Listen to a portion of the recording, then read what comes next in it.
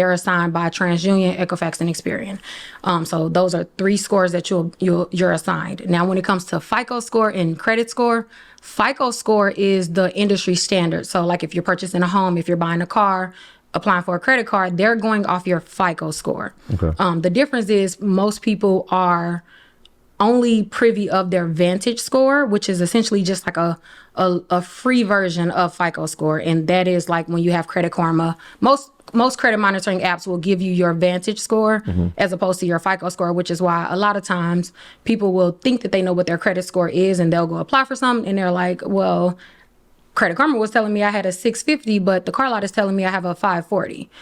So there are 3 different credit scores, and to not make it complex, FICO has many different models. So depending on what you're applying for, the lender will choose a different model that they'll pull. I think I've seen that. So it was like if I needed a loan, it was like FICO score 8. Or if I needed a credit card, it was different bureaus inside of it. And they could be similar or they could be vastly different. They could be vastly different, yeah. Because they're graded differently?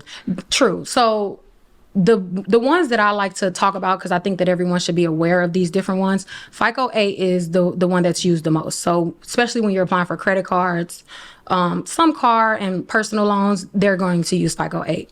When you're purchasing a home, they're specifically going to use FICOs 2, 4, and 5, which are known as the mortgage scores.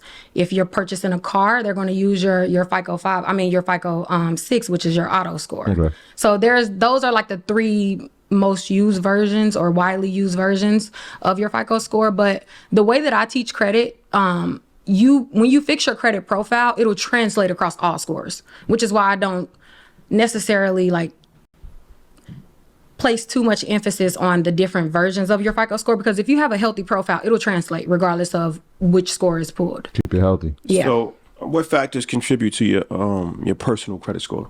So your credit score is broken down into 5 categories, right?